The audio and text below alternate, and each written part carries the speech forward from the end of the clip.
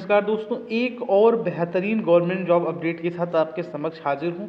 जी हाँ दोस्तों, Odisha staff selection commission ने सॉइल कंजर्वेशन एक्सटेंशन वर्कर के लिए 324 पोस्टों का अनाउंसमेंट किया है, जिसमें आपका जो पे लेवल रहेगा वो लगभग CHSL वाला रहेगा, लेवल 5 का रहेगा। कंप्लीट वीडियो में आपको जानकारी दूंगा कि टोटल वैकेंसीज में अनरिजर्व की कितनी है, रिजर्व की कितनी है, सारी कुछ आपको बताऊंगा इसी वीडियो के माध्यम से। लास्ट डेट ऑफ अप्लाई है वह है आपका 29 दिसंबर। आप चलिए लेकर के चलते हैं सीधे ऑफिशियल PDF पर। ऑफिशियल PDF की अगर किसी को PDF डाउनलोड करना है तो हमारे टेलीग्राम चैनल सर्नेसर एजुकेशन वाला पर आपको मिल जाएगा। उसकी लिंक आपको डिस्क्रिप्शन बॉक्स में मिल जाएगी। चलिए लेकर के चलते हैं सीधे ऑफिशियल PDF पर। यह है ऑफिशियल PDF। आप लोग देख सकते हैं, Odisha staff selection commission Bhubaneswar के तहत एडवर्टीजमेंट नंबर जारी किया गया है। Detail advertisement for combined higher secondary यानी कि 10+2 लेवल और equivalent recruitment examination for specialist post services 2024 के लिए under department of agriculture and farmers empowerment government of Odisha. ये आप देख सकते हैं। ऑनलाइन रजिस्ट्रेशन 27/11/2024 से शुरू हो रही है, यानी 27 नवंबर से शुरू हो रही है और कब तक जाएगी, 26 दिसंबर तक जाएगी।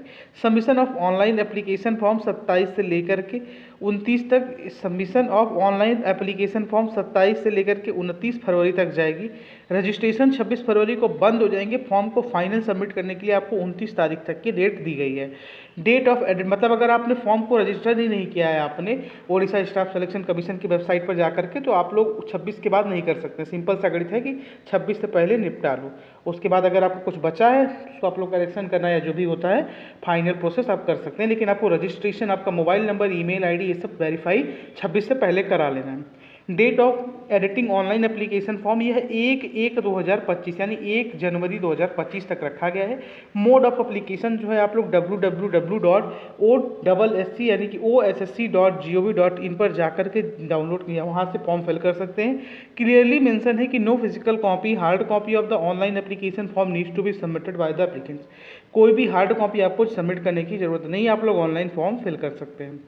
Appointment shall be guided by the combined higher secondary level और इक्विवेलेंट रिक्रूटमेंट। जैसे कि आपको हमने बता दिया है कि ये 10+2 यानी कि CHSL लेवल का जो पोस्ट रहता है वो रहता है। इसमें आप लोग आगे बात करते हैं तो जो नेम ऑफ द पोस्ट है या सर्विस है तो सॉइल कंजर्वेशन एक्सटेंशन वर्कर का है। नेम ऑफ द डिपार्टमेंट है directorate of soil conservation and water set development. और इसके अलावा टोटल नंबर ऑफ वैकेंसीज है 324। Classification of post group C का है, लेवल 5। और लेवल 5 यानी कि आपको CHSL वाला ही लेवल मिल रहा है। उससे थोड़ा सा कई जगह अच्छा भी हो सकता है, कई बेसिक में हल्का फुल्का फ़र्क हो सकता है, लेकिन कंबाइंड वो CHSL वाला लेवल है। अब इसके अलावा आपको प्रमोशन मिल करके आप लोग लेवल 6 लेवल 7 पर ही जा सकते हैं। लेकिन इसमें क्लियर बता दूं कि 26 तक आप फॉर्म फिल कर दीजिएगा। 26 तक अगर आप फॉर्म नहीं फिल कर रहे हैं, 26 अगेन मैं कह रहा हूँ 26 दिसंबर हो, 26 दिसंबर तक आप लोग रजिस्ट्रेशन जरूर कर लीजिएगा जिसको भी फॉर्म फिल करना है। आगे सारी जानकारी आपको एक एक करके प्रोवाइड किया जा रहा है। इसके अलावा ये है वैकेंसी का ब्रेकआउट। तो देख सकते हैं टोटल नंबर ऑफ वैकेंसीज जो आपको थी 324 थी। यहाँ पर आप लोग देख सकते हैं अनरिजर्व्ड के लिए आउट ऑफ विच वुमेन, मतलब ये आप लोग देख लीजिए, वुमेन के लिए स्पेशल अलग अलग वैकेंसीज है। तो जो हमारी बहनें हैं उनके लिए स्पेशल एक ऑफर है। यहाँ पे सिंपल सा भाषा ये समझिए। तो टोटल अनरिजर्व्ड में यानी कि अनारक्षित वर्ग में 188 वैकेंसीज हैं, जिसमें वुमेन्स के लिए 63 यानी कि 63 वैकेंसीज। और इसके लिए वहाँ के लिए स्पेशल इकोनॉमिक बैकवर्ड सेक्शन जो भी होगा यानी कि SEBC जो है उसके लिए 2 पोस्ट है, जिसमें वुमेन्स के लिए 1 है। SC के लिए 60 पोस्ट है, जिसमें वुमेन के लिए 20 है। ST के लिए आप लोग देख सकते हैं 74 पोस्ट, वुमेन के लिए 25 है। SC से ज़्यादा ST है, तो आप लोग इसके मन में कन्फ्यूजन ना हो कि आरक्षण रिलेटेड कोई प्रॉब्लम है, ऐसा नहीं है। वहाँ पर जो है आपका ओडिशा, वहाँ पर ट्राइबल आबादी यानी आदिवासी भाइयों बहनों की संख्या ज़्यादा है हमारे शेड्यूल कास्ट भाइयों बहनों से। इसमें आप लोग टोटल देख सकते हैं 324 है। 324 वैकेंसीज में से वुमेन्स के लिए 109 पोस्ट रखे गए हैं स्पेशल रिजर्व। इसके अलावा फिजिकली वीकर बेंचमार्क डिसेबिलिटी वाले जो है उनके लिए भी स्पेशल पोस्ट रखे गए हैं। आप लोग देख सकते हैं SEBC का फुल फॉर्म, जैसे कि मैंने ऊपर गलत बोल दिया, यहाँ पर क्लियरली मेंशन है कि socially and educationally backward class, ये है SEBC का फुल फॉर्म। हर स्टेट अपना अलग ही अलग जारी करता है। अब इसमें देख लीजिए, अब यहाँ पर नॉट बेंचमार्क डिसेबिलिटी वालों के लिए नहीं, ये पढ़िए आप ये आपका पोस्ट नेम है, टाइप ऑफ डिसेबिलिटी, जिनको डिसेबिलिटी वाला फॉर्म फिल करना है आखिरी के 3 श्रेणी में, उनके लिए आप लोग यहाँ से वेरीफाई कर सकते हैं। और इसके अलावा हम आपको एलिजिबिलिटी की बात करें तो एज एन इंडियन आप फॉर्म फिल कर सकते हैं। और इसके अलावा गुड कैरेक्टर, ये सब फालतू की चीज़ होती है। अगर आप इंडिया से हैं फॉर्म फिल कर सकते हैं। गुड हेल्थ होनी चाहिए, गुड फिजिक होना चाहिए and free for organic defect और मतलब आप लोग जैसे इस क्षेत्र में काम करेंगे तो ज़मीन रिलेटेड काम रहेगा, मिट्टी रिलेटेड काम रहेगा, तो उन सब के लिए आपको ऐसे इचिंग उचिंग मतलब थोड़ा बहुत ये सब हो सकता है। अगर मेन इंपॉर्टेंट चीज़ ये देख लीजिए, if married must not have more then spouse living. अगर आप शादी कर चुके हैं तो आपका एक से अधिक साथी जीवित नहीं होना चाहिए। मतलब अगर आप पुरुष हैं तो आपकी सिर्फ एक पत्नी होनी चाहिए जीवित, मतलब मृत्यु हो गया है तो कोई बात नहीं, लेकिन अगर आप पुरुष हैं तो एक पत्नी ही सिर्फ आपकी वैलिड है। बात अगर आप महिला हैं तो आपका सिर्फ एक पति वैलिड है, जब तक वो उसकी मृत्यु नहीं होती आप लोग दूसरा शादी नहीं कर सकती।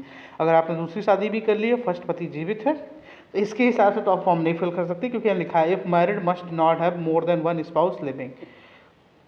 इसके अलावा must be able to read write and speak Odia frequent, मतलब अगर आप लोग फ्लुएंटली ओडिया बोल सकते हैं, लिख सकते हैं, राइट कर सकते हैं, तो आप लोग फॉर्म फिल कर सकते। मतलब फॉर्म तो फिल कोई भी कर सकता है ऑल ओवर इंडिया से कोई भी, लेकिन ये जब वहाँ फिर आप लोगों को लोकल लेवल पर थोड़ी सी दिक्कत होगी।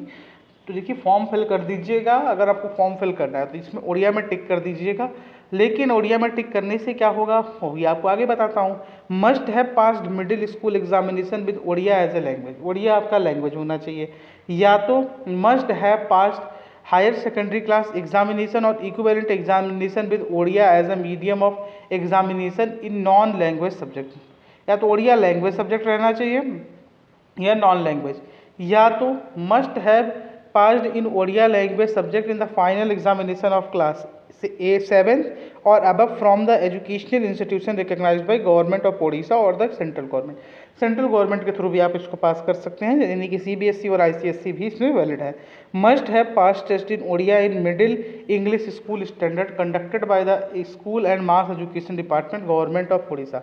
ये आप लोग, ये सबसे आसान है। ये अगर आप लोगों ने फॉर्म फिल कर दिया उसके पहले ही अगर आपके पास अब 1 महीने टाइम है, अगर थोड़ा बहुत ओडिया सीख करके ये सर्टिफिकेट आपका किसी तरह से बन जाता है तो आप लोग फॉर्म फिल कर दीजिएगा, बहुत अच्छी वैकेंसी है। और सर्टिफिकेट बनना इन द सेंस कि आपको पता ही है कि कई सारे तरीक़ों से बन जाता है। तो यहाँ पर must have pass test in Odia in middle English school standard conducted by the school and mass education department. मतलब Odia is compulsory basically, simple भाषा में बोलूँ कि ओडिया लैंग्वेज यानी कि उड़ीसा की जो ऑफिशियल लैंग्वेज है ओडिया, वो आपको आनी चाहिए, आपके पास डिग्री में होना चाहिए। तो आप लोग फॉर्म फिल करिएगा, कोई दिक्कत नहीं आएगा आपके पास। जिनके पास ओडिया लैंग्वेज की जानकारी नहीं है, अगर 1 महीने में कुछ जानकारी हो जाती है, कोई सर्टिफिकेट अगर गवर्नमेंट से, मतलब मैं समझ रहे हैं ना मैं किस वे में बात कर रहा हूँ, कि अगर कहीं से भी 7th क्लास का ही आपको चाहिए तो 7th क्लास में ओडिया उत्तीर्ण कहीं से अगर आपका बन जाता है, कहीं से बन जाता है, कैसे बन जाता है, तो अगर आपके पास कोई सा ट्रिक व्रिक हो भाई, अगर आपको फॉर्म फिल करना है रिस्क पे तो आप फॉर्म फिल कर सकते हैं, उसमें मैं नहीं रोकने वाला। मैं क्या, कोई नहीं रोकने वाला भाई। जब तक नहीं पकड़े गए तो ठीक है, पकड़े गए तो फिर जाना जेल, और क्या। एज की बात कर लें तो minimum age 21 year, maximum age 38 years रखा गया है। अब इसके अलावा एजुकेशनल क्वालिफिकेशन की अगर हम लोग बात करें, एजुकेशनल क्वालिफिकेशन में +2 साइंस आपके पास रहना चाहिए। +2 में यानी कि 10th +2 में आपका vocational course in agriculture related subject, आपके पास एग्रीकल्चर रिलेटेड सब्जेक्ट रहना चाहिए, जैसे कि क्रॉप प्रोडक्शन हो गया, ये सब मतलब एग्रीकल्चर रिलेटेड जो सब्जेक्ट्स हैं ये आपका रहना चाहिए। इसके अलावा आपको एज रिलैक्सेशन गवर्नमेंट के नॉर्म्स के हिसाब से मिलेगा ही मिलेगा। ये स्टेजेस रही, पहला स्टेज होगा प्रीलिम्स एग्जाम, 1 पेपर होगा जिसमें 10th लेवल की अर्थमेटिक्स आएगी, डेटा इंटरप्रिटेशन भी 10th लेवल का आएगा, लॉजिकल रीजनिंग और current events of national and international importance. 150 number का रहेगा। The question will be in the MCQ types. Negative marking 1/4 यानी 25% की है। इसके अलावा कंप्यूटर इंटरनेट का भी पेपर इसी में होगा। स्टेज 2 में मेन रिटर्न एग्जामिनेशन होगा, टेक्निकल पेपर होगा। There shall be a technical paper as per qualification prescribed for the post detail syllabus of main examination. मतलब इसमें आप लोग जा करके भी डाउनलोड कर सकते हैं। तो ये अगर आपको चाहिए तो आप कमेंट में कर दीजिएगा, मेंस का सिलेबस तो अपने टेलीग्राम चैनल पर डाल देंगे। सर्टिफिकेशन उसके बाद वेरिफिकेशन होगा। Candidate who fails to attend the document verification, आपका नाम, जहाँ के कंडीशन मतलब आपका नाम, पिता का नाम, ये सब मैच होना चाहिए। तो आप देख सकते हैं ये स्टेज 3 में होगा। तो ये स्टेज 3 में ही होता है, जिसको सिंपल भाषा में सर्टिफिकेशन वेरिफिकेशन या डॉक्यूमेंट वेरिफिकेशन डीबी के नाम से भी जाना जाता है। तो जिन लोगों को फॉर्म फिल करना है फॉर्म फिल कर दीजिएगा। ऐसे ही गवर्नमेंट जॉब अपडेट के लिए हमारे चैनल को सब्सक्राइब करके रखिएगा। जल्द ही किसी और अच्छे गवर्नमेंट जॉब अपडेट के साथ आता हूँ। उससे पहले एक आपके पास वर्क फ्रॉम होम जॉब के लिए रिलेटेड अभी हम आपको कुछ देर में ही जानकारी प्रोवाइड करेंगे इसी चैनल पर। जय हिंद, जय भारत, भारत माता की जय।